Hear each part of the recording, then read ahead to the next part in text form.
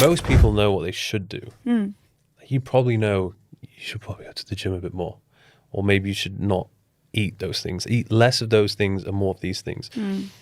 And the longer I've been in the game, I've realized it's the mentality and the psychology behind it, which is going to determine whether someone is going to get in shape or not. Yeah. Are they going to lose fat or not? Because if they're not mentally healthy, then I think they're gonna struggle with it. Yeah, and I don't know if you know this, but 95% of what we do is subconscious. So a lot of people, they say that with the 5%, I want to do this, I want to get to this, but then subconsciously they may self-sabotage, they may do something that stops them from getting to where they want to go. And that's where it's like, right, what is it that's stopping you from reaching? You know you want to get there, but what is this thing that's stopping you? Yeah. Yeah. So subconsciously there's something that's going on. So you probably see it in your work, is that people want to get from A to B, and you're like, right, okay, this is the path.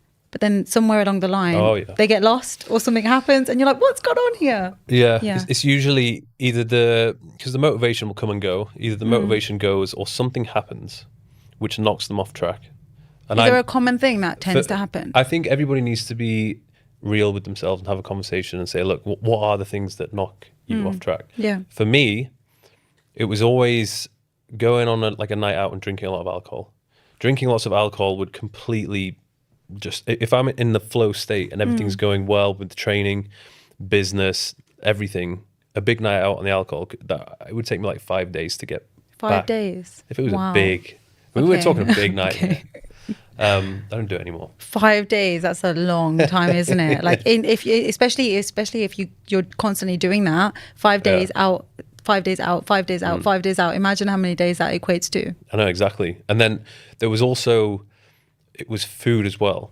So if I was to go and have like a big cheat meal, like a dirty cheat meal, I would often find it would always be a lot harder to get back into my good eating habits. Why do you find that? Like, why did I think because you have, first of all, if you have cheap food, it tastes unbelievable. So then your palate has changed. Like, healthy food doesn't taste as good anymore because you're comparing it to this ultra processed, sugary, savory food, whatever it might be. Yeah. And then I'm pretty sure it changes your gut microbiome as well. Yeah, so you then start to crave different foods. So I would notice the day after eating cheap food, I would just want to eat it again. And it was always like, I have to redo everything to get myself back into a good routine again. Yeah. So for me, one of the biggest breakthroughs, and it's taken, I've been doing it for like 15 years. It's just observing myself, all the mistakes that I made, and then, okay, being real with myself and listing, these are the things which are going to knock me off track. So you don't have to avoid it completely, but let's just try and reduce how many times I'm going to do these things. Yeah. And then the likelihood of me succeeding is going to be much higher. But it's also that willpower and discipline, is like you having the space to be able to stop and say, right, I've had this cheat meal and my body is craving more of this cheat meal, and I want to go down that route of having more, and you can get lost in that rabbit hole. But you saying, hang on, stop, Mike, let's stop here and let's just understand what's going on, what's happening, and what choices am I going to make now moving forward. So that's willpower, that's choice, isn't it? Yeah. I mean, I would say now I've built up quite a lot of discipline. And people look at me and think, oh, well, you have it easier than everyone else. I'm like, well, not really. I face the same temptations that everybody else faces in the modern world. But I've learned to try and minimize those things which are going to lead me down a path I don't want to go down. So say, for example, if you can go into my apartment, you look in the kitchen, there's no junk food, there's no snacks, there's nothing, like even healthy snacks I can't have, because if I have one, I'm going to have another one, and the whole box is finished. I can't have cereal, I can't have granola. I just get it out of the house. So you know the way that you work. Yeah. And you're like, right, out of sight, out of mind, just put it away and just not have it here. Yeah. And the same thing with like always around 7-8 o'clock, the sweet tooth comes out of nowhere. And that's when I can easily just mindlessly eat. Yeah. So I have to strategically time when I'm going to eat, and then what foods am I going to eat which is going to satisfy me. Maybe I just need to go to bed a little bit earlier, because if I'm awake for too long, then I'm start getting hungry again. I've got to the point where I understand myself quite well. Yeah. And I think more people need to do that. Yeah, and it's interesting you say that about like the eating around 7, 8 p.m. because a lot of people will say around after they finish work, they sit down. That's it. What do I do now? And that's when then the food comes in, like the relationship with the food comes in, and it's like, right, I'll eat this, and then they regret it. They have shame, they have guilt the next day, like, why did I do that? Why did I allow that to happen?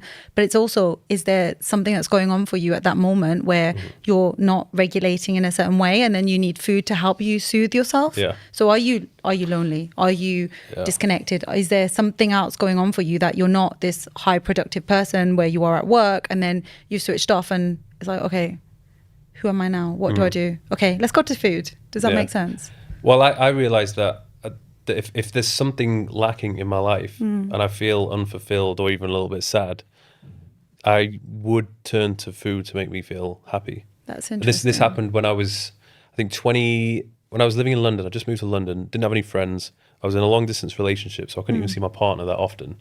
I was getting very heavily into my work and wasn't going out, wasn't socializing, wasn't really having fun. And because my social life and, you know, the fun aspect of my life just wasn't happening, I was turning to food to fill that void. Yeah. Which didn't make any sense because obviously I was doing YouTube and I was trying to look my best, but I would keep eating really badly, like every evening, going down this like downward spiral. What do you think that was about? Like when you're reflecting back on that version of you? Just not being happy, I think. Not being happy because I wasn't with my partner. Like, it wasn't having sex with anyone, wasn't going out having fun and socializing. Because I didn't socialize because I didn't want to put myself in a position where I was, you know, surrounded by temptation. Obviously, winters here pretty brutal, so there was no sunshine, no beach. The impact on your circadian rhythm and everything else behind the scenes. Yeah, everything was just a bit like, no fun. Yeah, so food kept you company. And I wonder in how many other people's lives food keeps them company and is a love-hate relationship where they love it because it gives them that regulation, it gives them that soothing, and they've learned that from a very young age. But at the same time, it's that shame that comes up, the guilt that comes up after as well.